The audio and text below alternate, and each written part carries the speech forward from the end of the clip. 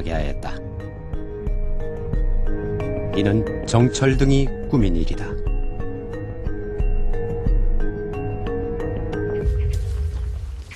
이 일에 연루되어 목숨을 잃은 정계청이 후학들을 가르치던 자산서원.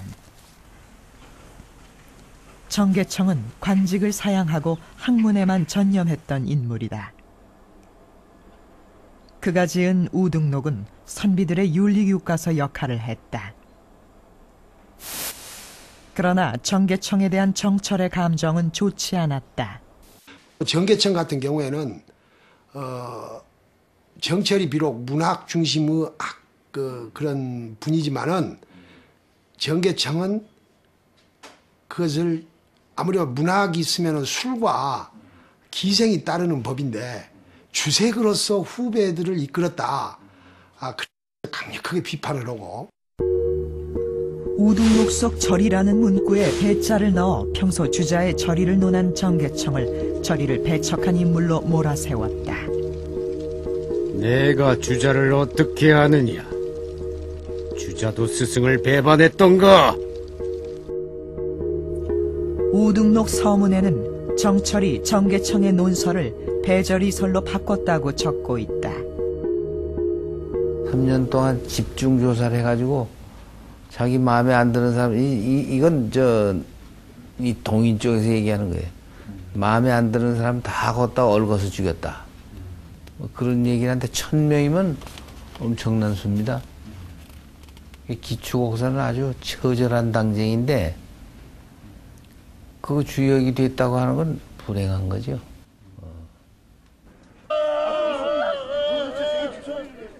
조선 사회에 광풍을 몰고 온 기축옥사. 그로 인해 무려 1000여 명이 목숨을 잃었다.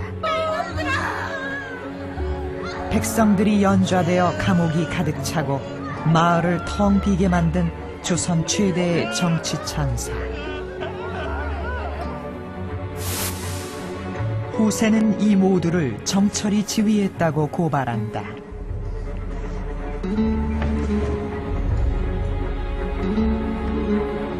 그는 왜 피바람 부는 당쟁의 한복판에 서 있었던 것일까?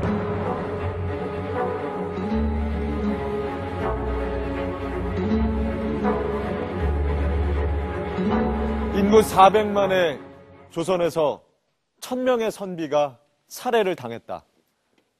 이것은 실로 어마어마한 사건이 아닐 수 없습니다. 그런데 이 일에 정철이 깊이 관여했다는 역사 기록들이 있습니다.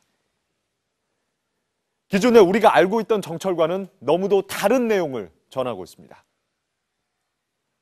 송강 정철, 그는 과연 어떤 인물이었을까요?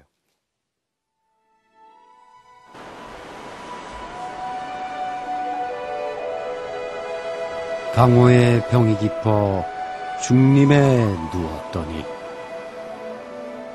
관동 800리 방면을 맡기시니 어화 성운이야 갈수록 망극하다.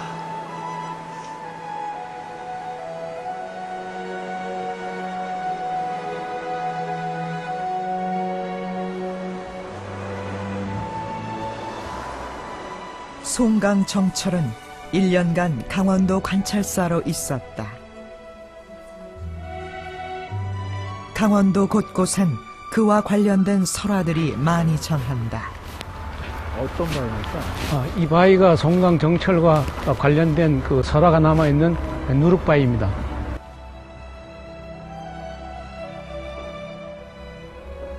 당시 관찰사인 송강 정철이 이곳 마을에 와서 이 누룩바위를 2동강 냈다는 전설이다.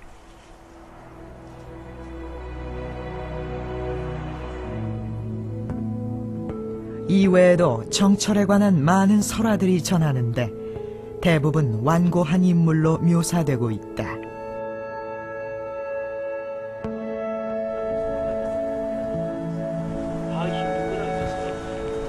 그러니까 이 송강 정철의 설화가 다른 그 목민관들의 설화와 조금 독특하게 남아있는 것은 송강 정철의 성품이 강직하고 타협을 싫어하는 어떤 그런 특이한 그 성격 때문에 이런 그 특이한 그 설화가 전해져 있다고 그렇게 생각이 됩니다. 16세기 조선에는 새로운 정치 세력이 등장한다. 살림에 묻혀 학문과 교육에 힘써온 선비들로 이황, 이이, 조식 등이 대표적인 인물이다. 성리학의 이상을 조선 사회에 실현하려 한 이들 신진 세력을 살인이라 불렀다. 살인 출신 중 한 명이었던 송강정철. 26살에 장원급제를 하면서 화려하게 정치에 등극한다.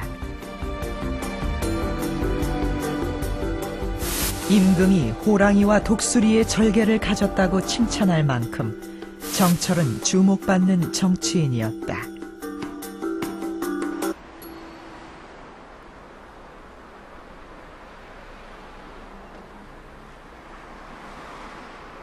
정권을 잡은 사림 내부에서 갈등이 생겨나기 시작했다.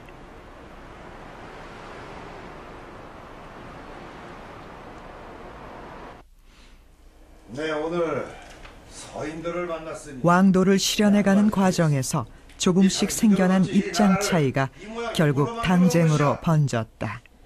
활동 근거지를 따라 정릉 쪽은 서인, 동대문 쪽은 동인으로 당이 나뉘었다. 말하지 않았어. 당신들이 선조 이후로 하나가 갈려 두 당이 되고 둘이 갈려 네 당이 되기에 이르렀다. 이 나라를 공정하게 이끌겠다고 하는 그런 이상은 같았습니다. 그런데 그 과정에서 아무리 봐도 이제 외청 문제라든지 또 임금을 대하는 태도 문제라든지, 그러니까 임금과 일정한 거리를 유지할 것이냐 아니면 임금과 일체가 돼서 나라를 이끌 것이냐, 이런 문제에 서로 갈등이 약간 있었습니다. 네, 오늘 이 자리에서 이 그대들 동인과 서인 간의 갈등이 치열해질수록 정철의 존재는 더욱 돋보이게 된다. 한게 도대체 뭐란 말이오? 정철이 서인의 영수로 전면에 나선 것이다.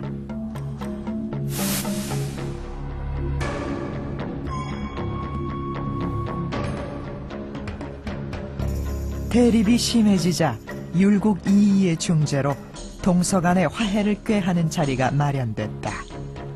서인의 대표 정철과 동인의 영수 이발이 만난 것이다. 모두 동인의 탓이란 말이오? 그러나 이 자리에서도 언쟁이 계속됐다. 서로 화합해서 조정을 안정시키자는 것이.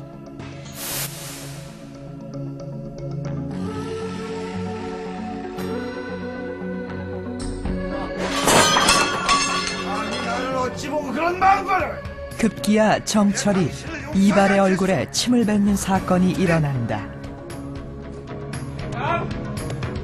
이 일로 동인과 서인은 돌아올 수 없는 강을 건너게 되었다. 동서간의 당쟁이 치열해질수록 정철의 존재는 더욱 두드러지게 됩니다. 원칙과 소신을 중시 여기며 타협을 거부했던 선비. 하지만 정철에게도 치명적인 약점이 있었는데요. 그것은 바로 그가 평생을 벗삼았던